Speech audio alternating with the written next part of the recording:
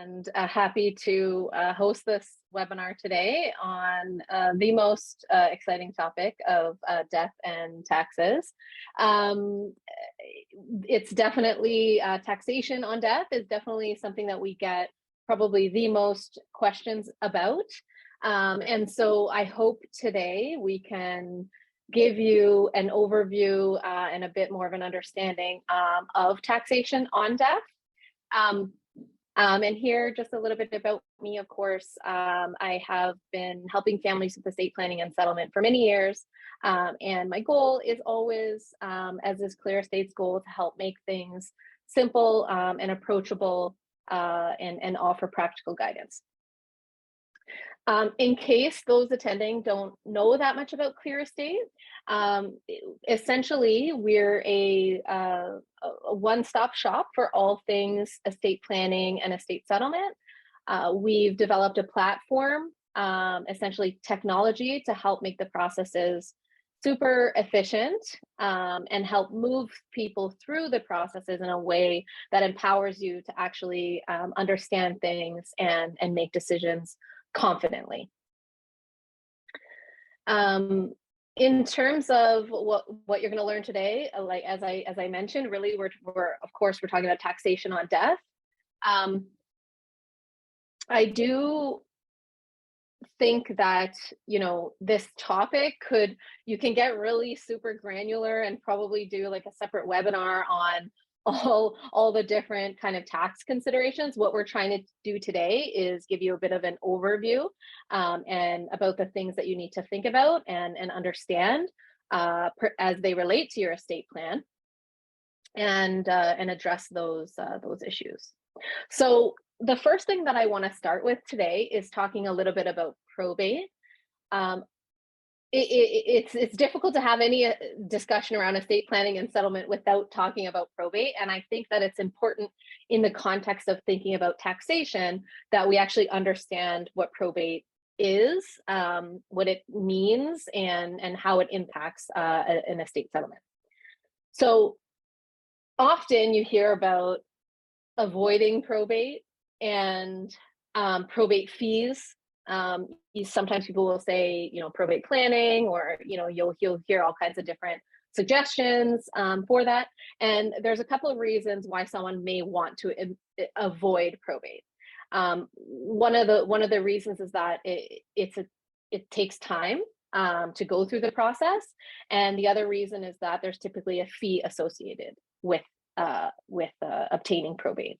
Now, what it actually is a court process where the will, if there is one, your will, if there is one, and the authority of the estate representative, your executor, if you've appointed one in your will, is actually validated by the court.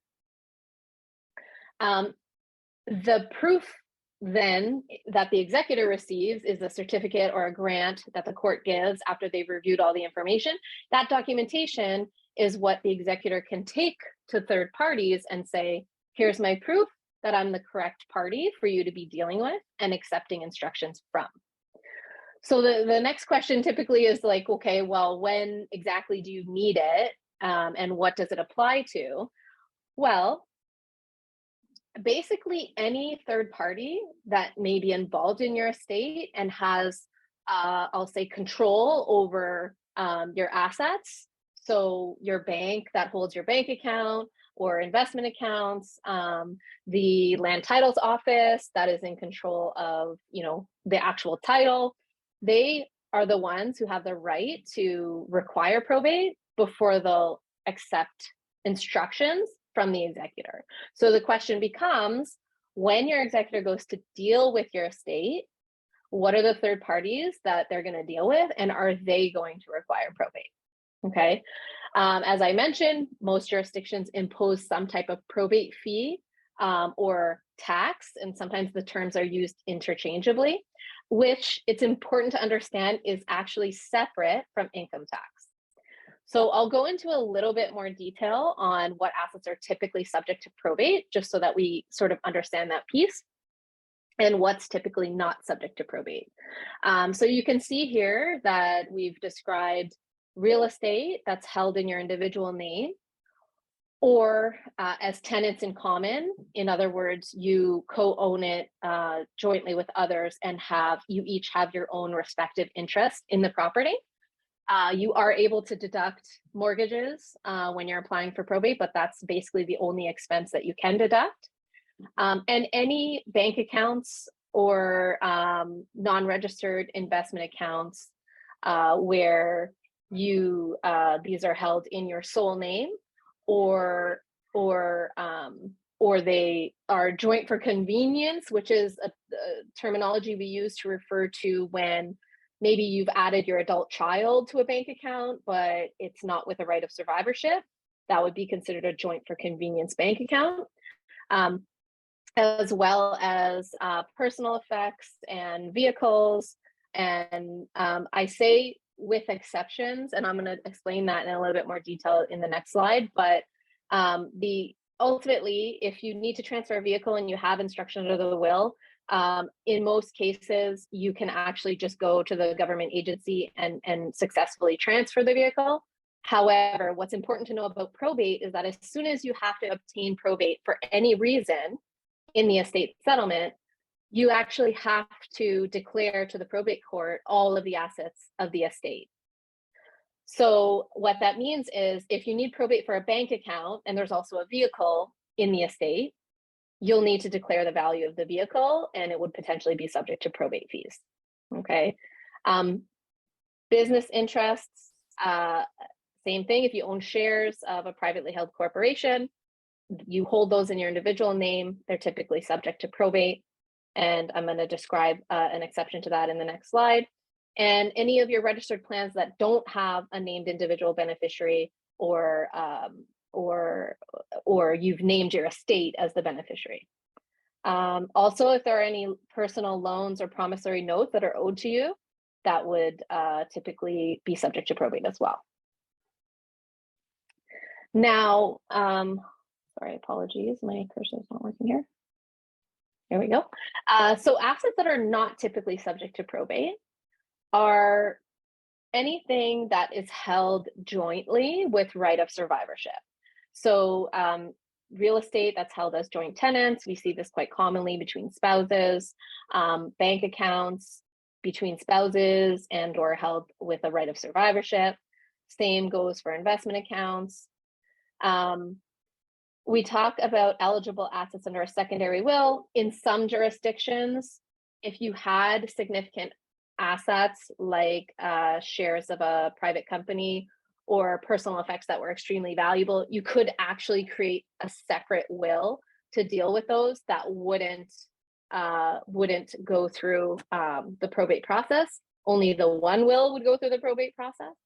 And so that's a potential strategy that can help alleviate some probate fees, but it only applies in certain situations to certain assets. I also talk here about the first dealings exemption, which is a very rare exemption available for real estate that has never before been transferred on the land title system. However, it's exceedingly rare that a property qualifies for that, since the land title system has been implemented for quite some time now. Life insurance and pensions that have named designated beneficiaries aren't subject to probate, and same goes for registered plans, TFSAs. And loans and promissory notes is here again. Apologies if that's a bit confusing. That's because they could be included in the secondary will. And then there's also inter vivos trusts, which is a trust you create during your lifetime, that potentially assets held in that trust would not be subject to probate fees. I'm not going to get into the weeds on, why somebody might create that type of trust. We actually have some separate webinars where we talk about all of this, including one that's dedicated solely to probate. We also have one that talks about all the different estate expenses, not just tax liabilities. So now that we have a fundamental understanding of probate and what it is, why it's needed, a general, description of what assets would be subject to probate and what might not, it's important to understand how probate actually might be calculated. And this slide is talking about some of the different probate fees depending on the jurisdiction. So there's a big range. Most jurisdictions have some type of tiered system where they actually charge based on, you know, a certain level of assets. They'll charge a set amount, and then a higher level of assets, it's another percentage that might apply. Some have flat fees. It just depends on the jurisdiction. And as you can see here, as I scroll through, there is a lot of variety there in how it's actually addressed. In Ontario, it's properly called estate administration tax, and they describe it the way I've outlined here, which is $5 for every $1,000 of assets. Actually, sorry, I think that line should be struck out there. Apologies. It's $15 for every $1,000 of assets over $50,000, also known as 1.5%. So sorry, that first level should actually be $0. And in some jurisdictions, there's no probate fees at all. So it really depends. Now, moving on from talking about probate tax, right, which is one layer of tax that I think it's important to understand is based on the date of death value of the assets that form part of your estate. And that's what it's charged based on, and it's paid to the probate court, which ultimately goes to the government as part of the estate settlement process. People often ask, like, is probate always required? No, technically, if there's very little assets in an estate, it may not actually be required, in which case there would be no probate fees applicable. It always goes back to when the executor goes to deal with the assets, our third party is going to require it. And then if third parties require it, what forms part of the estate, and probate fees are assessed on that. Okay. So moving on to income tax separately, here we talk a bit about the deemed disposition of assets on death. And basically what that means is that, you know, from CRA's perspective, it's as if you sold everything you owned immediately prior to your death.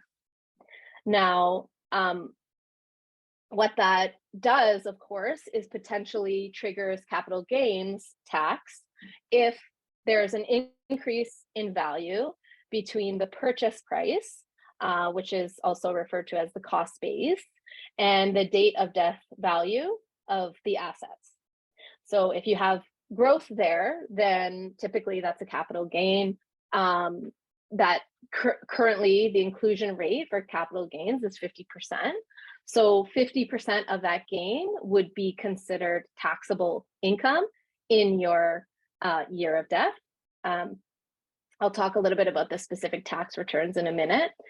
The exception for that is where assets are going to a surviving spouse, in which case they can be rolled over at the original cost base, providing the executor and the spouse jointly elect to do so. I think it's important to understand that that election has to be made, and the surviving spouse has some control over that.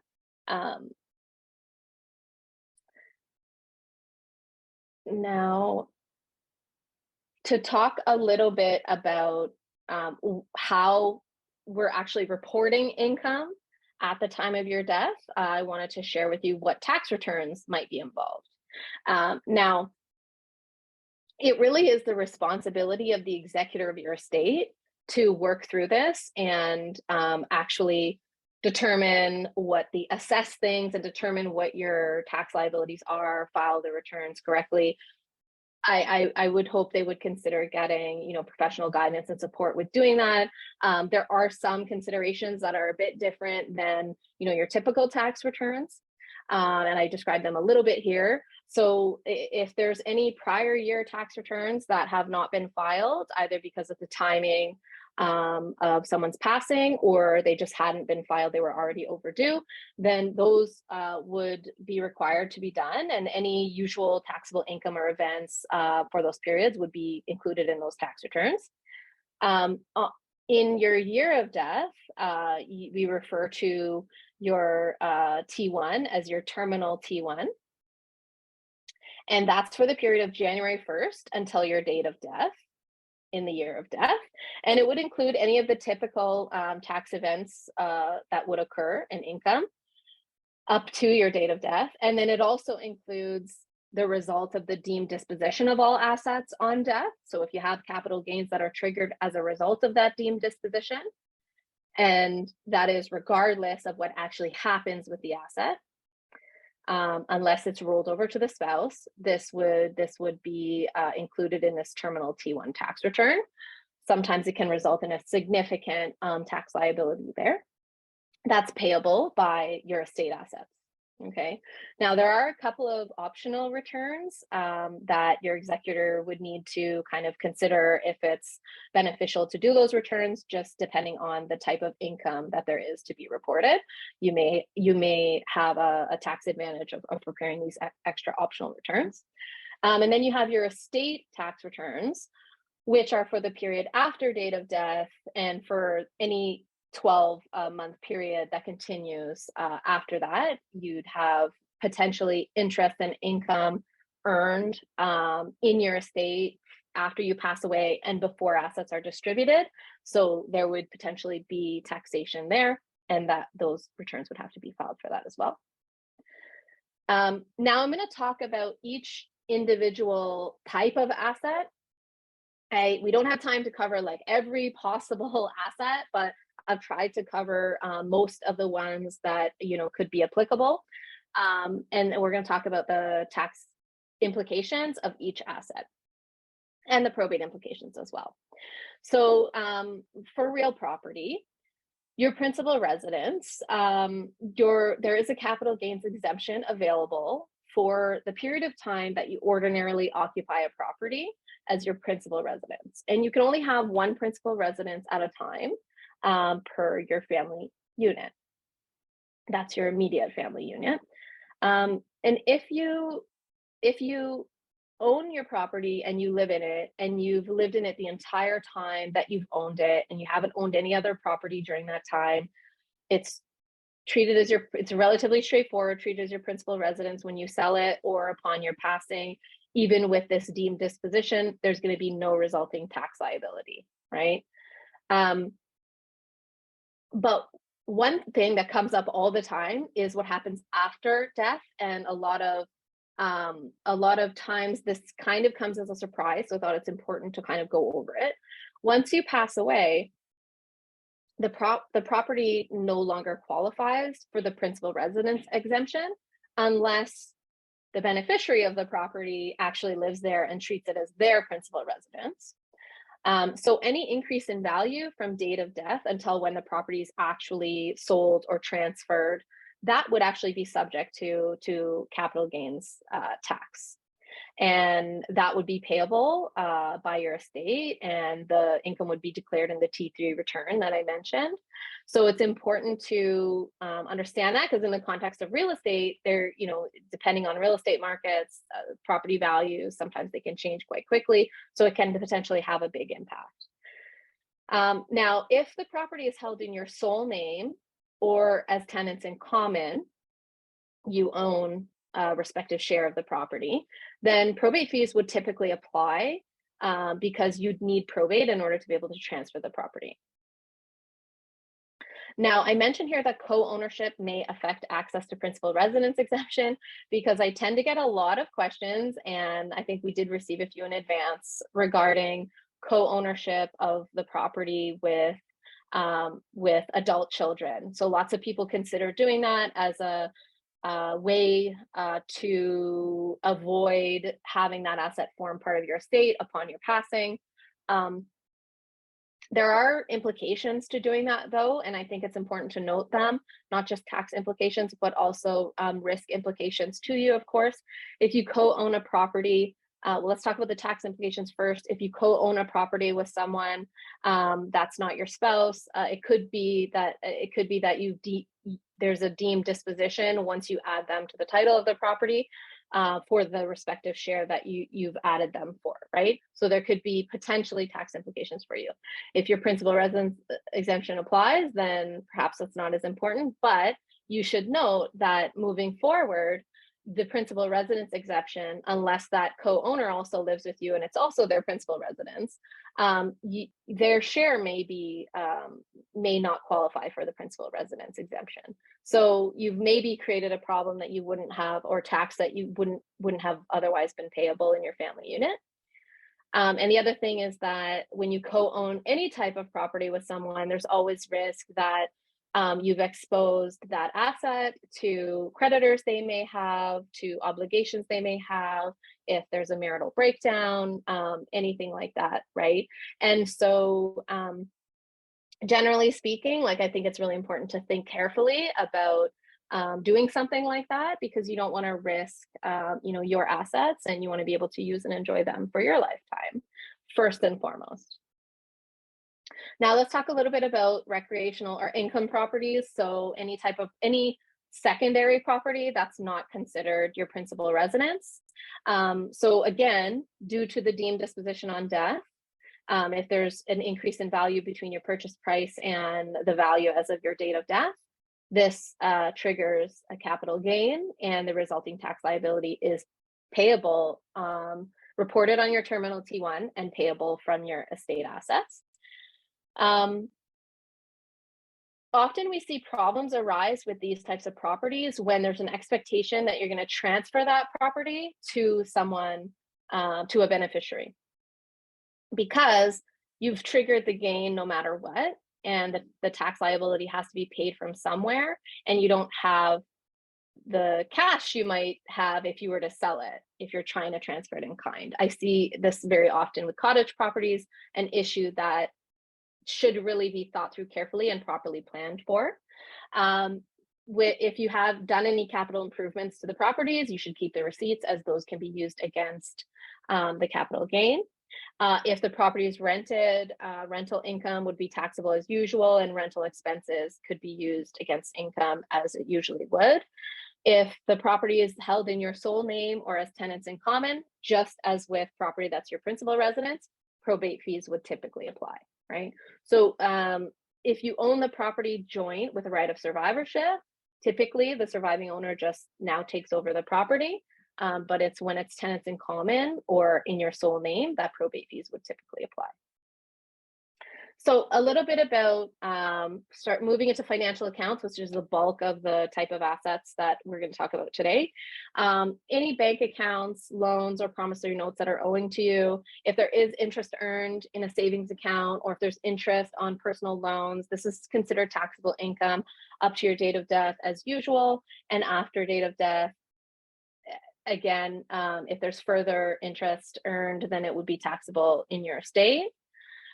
Now, if the bank account's held in your sole name, or it's considered to be a joint for convenience account, these assets will also typically be subject to probate fees. I'm going to just highlight here that when, and I know I already mentioned it, but when you have this type of account where you have a bank account, and let's say you've added an adult child to the bank account, there actually may be a presumption under the law that that is a joint for convenience account.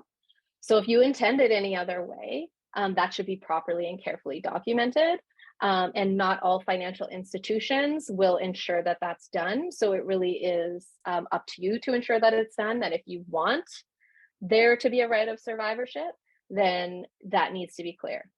And of course, you also should note that the risk there is that if there is a right of survivorship, then that when you pass away, that account is now the surviving owners. And while you may have told them or imposed an obligation on them about what to do with those funds, they don't have a legal obligation to follow that. So for example, if you joint, your main account with your adult child, and you tell them, I expect upon my death, you're going to use this for estate expenses, and you're going to split the balance with your siblings, they may have a moral obligation to do so, but they don't necessarily have a legal obligation to do so. So it's important to think through that type of asset ownership structure carefully when you're planning your estate.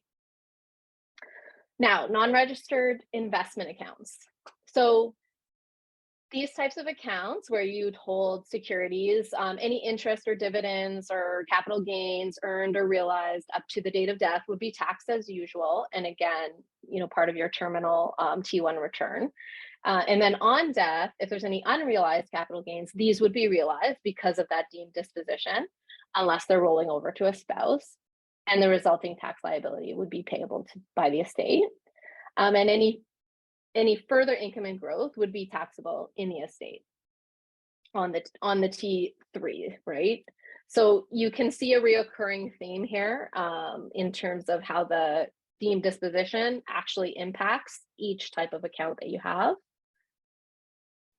Tax-free savings accounts. So we're going to spend a little bit of time talking about registered plans and tax-free savings accounts. There tends to be a lot of kind of confusion around what each, how you can distribute them and what all the different types of way you can name beneficiaries, etc. So tax-free savings accounts, they really are truly designed to be tax-free vehicles. Any income that's earned up to date of death is tax-free. If you have a spouse, you can name them as your successor holder. Only a spouse can be a successor holder. And what that does is when you pass away, they essentially step into your shoes and take over the TFSA and continue growing it tax-free. It doesn't impact their own contribution room to their TFSA. If you've named any individual or organization as beneficiary, and this includes your spouse actually, that they will receive the funds from your TFSA, and any income that's earned after date of death will be taxed in the beneficiary's hands. So now if a spouse is named in this way, as opposed to successor holder, they can still, there's still a rollover period that they can actually contribute the funds to their own TFSA without affecting their contribution room. However, the income earned between the date of death and the date when that makes it back into their TFSA is considered taxable income. And I'm going to give a bit of a tip here because you might assume that you've probably named your spouse as successor holder. However, when TFSAs were first introduced, it wasn't possible to name a successor holder. So if you set up your TFSA many years ago and have never revisited how you've designated your beneficiaries, you may want to check and see if your spouse is actually successor holder versus beneficiary. Again, if they're successor holder, they'll just take over the account and there'll be no tax impact whatsoever. But if they're beneficiary, they could take the funds and contribute them to their own TFSA during that rollover period, but there's more administrative steps and there will be a period of time where the income becomes taxable, okay? Chances are, if you set up your TFSA many years ago, I think they came about in approximately 2009, and yes, I've been doing this since before that time, you would actually have maybe not been told that you had the option to change it from a beneficiary to a successor holder. So that's what I mean when I say you can maybe check that. If you have named your estate or there's no beneficiary that survives you that you've named, then the asset would form part of your estate and typically would be subject to probate fees. And again, income earned after date of death would be taxed in the estate or the beneficiary's hands. I did note there, successor holders are actually not recognized in Quebec. So if we do have any Quebec folks, unfortunately, that's not an option. Okay, now moving on to registered retirement savings plans. These accounts are essentially tax deferral vehicles, which basically, a kind of a reminder of how these work is that, you use contributions, you make contributions, and then you use that to offset income, presumably in your higher income earning years. And then down the road, when you withdraw funds in your retirement, presumably in your lower income earning years, you're achieving a lesser overall tax burden and also paying tax later rather than sooner, right? So that's how they work. But that also means that you have to remember that any withdrawal from an RRSP, including upon your death, the entire amount is actually treated as income, and it's taxable at that time unless it's going to a spouse. So same principle with the rollover as with a TFSA. However, much bigger tax impact because of the, previously you'd received these contribution receipts and used them to offset income. Whereas with a TFSA, you don't have that advantage of doing that. So with a registered retirement savings plan, you have to remember that any withdrawal, including upon death, the entire amount is treated as income and is taxable at that time. If you've accumulated a significant amount of your wealth in your state retirement in your registered plans, then this could mean, and you don't actually use it during your lifetime, this could mean that potentially there's actually a significant tax liability at the end of the day. Okay. Again, after your passing, any interest and income is still it does become taxable unless it's going to a spouse's RRSP. Okay. And registered retirement income funds. So of course these are sort of a continuation of registered savings plans. So you must convert your RSP to a RIF in the year you turn 71, and you can no longer contribute to it at that point and are now required to withdraw minimum amounts. This is essentially the government's way of helping you to actually spread out the tax liability during your retirement years. Now, if you name your spouse a successor annuitant, then essentially they take over your RIF. And they step into your shoes, and there's no tax impact at that time. If you name another individual or organization, then they'll receive the full amount, becomes taxable income. The tax liability is payable by your estate. Again, if no beneficiary survives you or your estate's named as the beneficiary, it would be typically subject to probate fees at that time.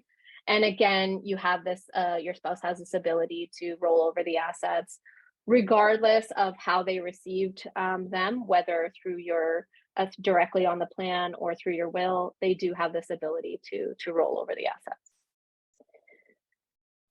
Locked-in retirement accounts, they really are not significantly different than RRSPs or RIFs. The main difference, of course, is that they're associated with a pension plan, and withdrawals cannot be made until you either retire or pass away. When you do pass away, the funds can be rolled over to a spouse's plan without impacting their contribution room, and in which case there'd be no tax impact. But if a cash amount is taken, then in the absence of this rollover, then the tax liability is payable by your estate, again, as with other registered plans. Okay. Now, to talk briefly about life insurance. So a death benefit is not subject to income tax. However, if the death benefit is actually payable to your estate, either because you've named your estate as beneficiary, or you failed to name a beneficiary, or you've named a beneficiary that has predeceased you, then it typically will be subject to probate fees as well, in order for your executor to be able to deal with it. And on that topic, with respect to when you're naming beneficiaries, some institutions will allow you to name what we refer to as contingent beneficiaries, which means that it's an alternate beneficiary to the individual you've named. Some institutions only allow one sort of layer of beneficiaries, and others will allow that contingent beneficiary. So you could say, to my wife, and if my wife has predeceased me, then to my children, for example. Typically, with plans themselves, registered plans, and life insurance policies, You can't get too fancy with your contingent planning on the forms themselves, but you could sometimes create a separate testamentary document, a trust declaration, to dictate how you want the funds to be handled in a contingency situation, or if you want funds to essentially avoid probate, but then flow through to a trust that you want to have for your children, for example. So there's ways to go about doing that, but depends on whether the financial institution will accept it, and of course, it's a little bit of work to set up and think about. But definitely important to think about contingent beneficiaries so as to efficiently plan your estate as much as possible. Pensions, if you do have any type of pensions, benefits that are received, they would be taxed as usual. And if there are overpayments of pensions because you passed away and now you're no longer eligible, but they've continued to make automatic payments, that would be expected to be paid back by your estate. So your executor would have to, review that and make sure that gets addressed. If it's a CBP death benefit, these are considered income, but there are other death benefits that may be exempt up to a certain threshold from being treated as income. And of course, if your survivor has any type of pension, then that's typically considered taxable income in their hands as they receive it. Now, I don't want to go into too much detail on this because it's like literally could be a whole other webinar for sure. But if you were to create a living trust, also known as an inter vivos trust, you could these assets held in such a trust, which oftentimes is done for probate planning purposes, probate savings, and some other purposes as well. But assets in such a trust would not form part of the estate and are not subject to probate fees. However, depending on the structure of the trust, it could be that there's still a deemed disposition of assets upon your death, in which case taxable capital gains would still potentially apply in those scenarios. So personal effects and vehicles. Now, again, if you do need to apply for probate for any reason, typically you also have to include personal effects and vehicles. I do get asked quite often, do I really have to include personal effects in a probate application? The reality is the court has the ability or the right to question what you've reported on the probate application, and they also have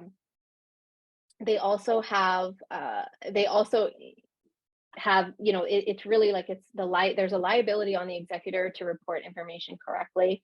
And I would say that if you were to, for example, report real property on a probate application, but then not personal effects, the court may question, okay, well, this person owned a 3-bedroom home that they lived in. How could there have been no personal effects contained inside it, right? So it is something that you are expected to include in the probate application. Typically, you would look to get an appraisal of things like real estate and personal effects in order to determine the value to use, and that would just be fair market value, not replacement value. So typically it may not be a high amount of value, but technically it does need to be included in the probate application. Now, in terms of income tax, just like any other asset, there is the deemed disposition on death. And so if there is actually an increase in value of the asset, then there could be taxable capital gains.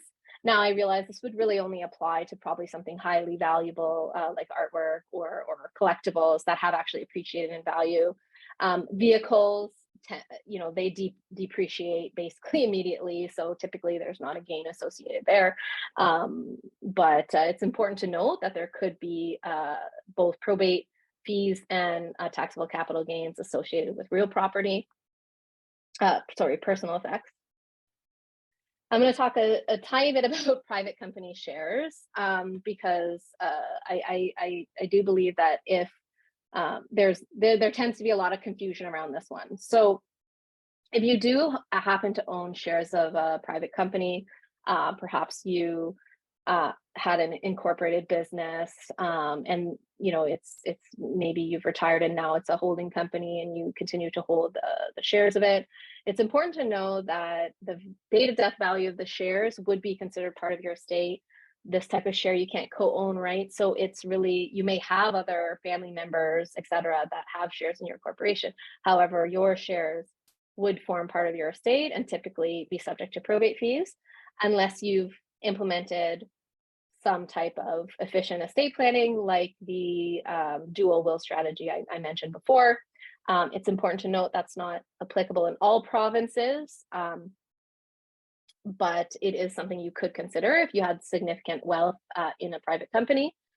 And there's the second, so there's the probate fees potentially payable. And then when it comes to income tax, there's also some thinking that needs to be done around the potential exposure to double taxation, which occurs when you have private company shares that were created at a nominal value. And if you've accumulated wealth in your corporation, they now have a much increased value, typically, hopefully, happy problem. But that difference is going to be a capital gain that's deemed to be disposed of, that's triggered on your passing. And then what happens is your executor, if this is like you are the sole, like if you're the director of your corporation, your executor would take over and they would typically need to deal with a corporation, which probably includes, disposing the actual disposition of the assets from the corporation, a second layer of tax. So I bring it up because it is important to think about and plan for, especially from the perspective of your executor is going to be responsible for all of this, and they need to know what they need to do in order to deal with it in a tax efficient way. Now I'm going to move on and talk a little bit about how ClearEstate actually supports people with estate planning, which we did get a lot of questions about. So essentially what we do is we work with our planning clients through a process of intake and using our platform to actually compile their information, create an inventory of assets and liabilities, and actually create the necessary documents, wills, powers of attorney, work through the various stages of your estate plan, and securely store this in our vault so that you have accomplished a clear view of your plan, so you understand what's in it, and you've made good decisions for yourself about what's in it.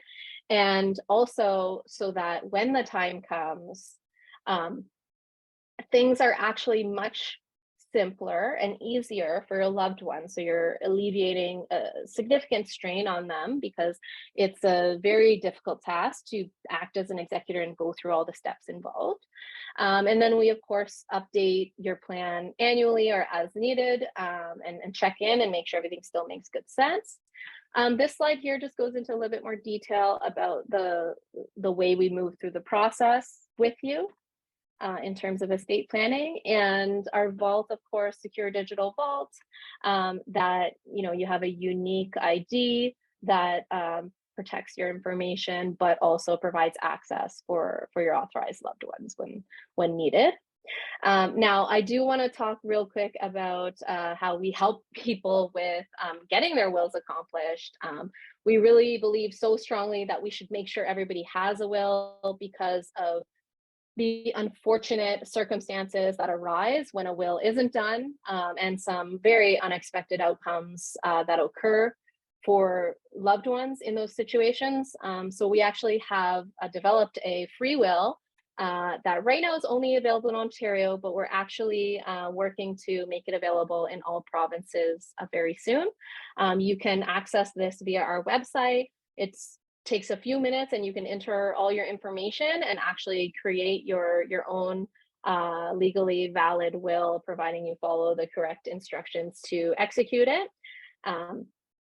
And then when you want to think about, your overall estate plan and go into a bit more detail and basically get help, we do have some options for you in how you can actually do that.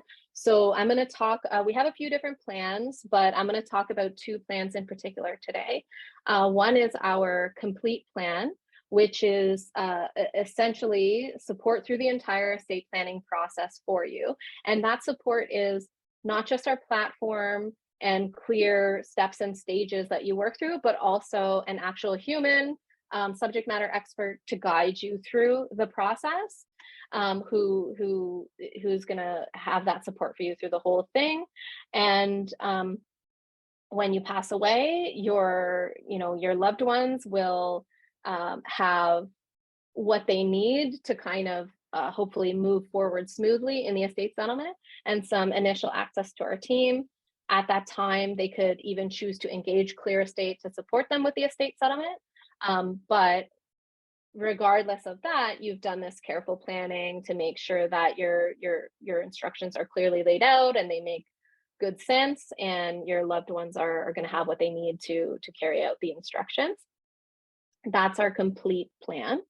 And then we do also offer our executor plan, which is for when you either don't really have someone in mind that would be appropriate to act as your executor, or you may be thinking about family members, but you're also thinking maybe you actually don't want to burden them with that responsibility. And you'd like to engage a professional to actually take on the legal liability of administering your estate, acting as your executor. So as you can see, it's very similar to the complete plan, except with the addition of ClearEstate actually acting in that fiduciary role. And I'll say that in Ontario, and in most jurisdictions, the general rule of thumb around executor compensation is that an executor is entitled to compensation, and that it is the guideline is 5%. But you can, and that's whether it's an individual, like a person that you've appointed, a loved one, or a professional. Professionals typically set out their own fee schedules that can be, quite varied. What ClearEstate does is we try to offer quite accessible packages that meet the needs, offer the support that is appropriate for the situation, in an accessible way, and of course leveraging technology to make the process more efficient and easier on your family members. So I wanted to share that with you today, because we did get a lot of questions about how that might work. Now, in terms of what we do for CARP is we have a exclusive arrangement where any CARP member actually gets $100 discount off any estate planning package that they may choose. So you can reach out to us and you can book a free consultation to talk to one of our estate solutions advisors, mention that you are a CARP member, and you'll automatically receive a $100 discount for any plan that you might select.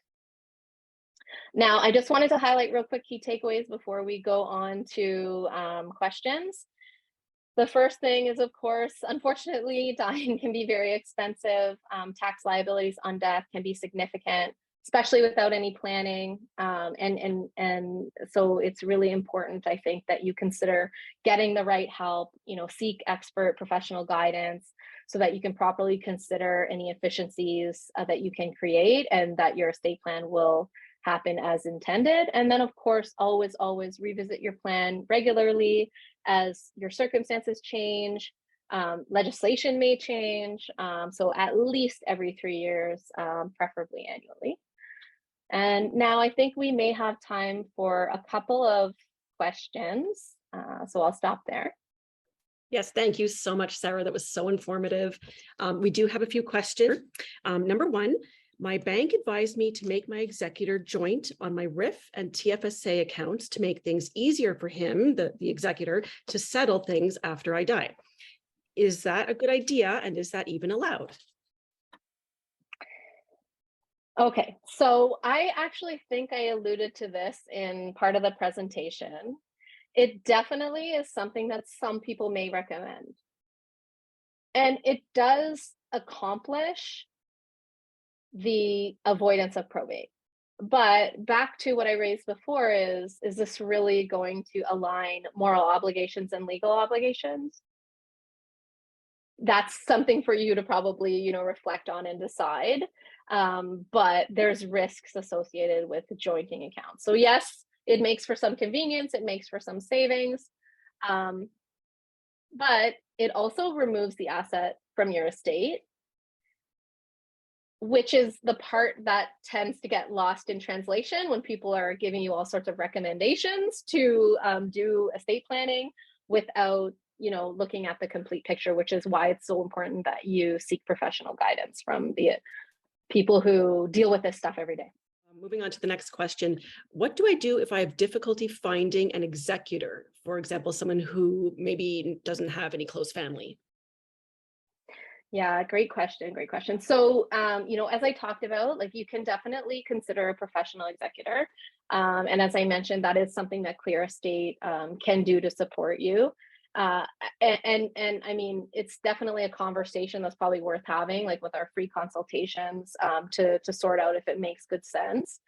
Uh, you know, it's really difficult because the reality is appointing someone as your executor is, I mean, it's a huge responsibility for them, right? And even a liability and a burden. I mean, it's hundreds of hours of work, often over, 16 to 18 months before you're finally through everything. And there's immense challenges with them dealing with third parties. It's mountains to climb in terms of the administrative burden. And then you also have, they're potentially dealing with beneficiaries, and there's so much room for strain there. Honestly, the more I know about settling estates, the more I think professionals are highly valuable to consider. Great, thank you. The next question. So this person first asked, what is the cost to have ClearEstate named as an executor, which we did touch on in an earlier slide. And they continued to ask, how would they, ClearEstate, handle or dispose of possessions not noted in a codicil attached to the will? Yeah, great question. So, well, first of all,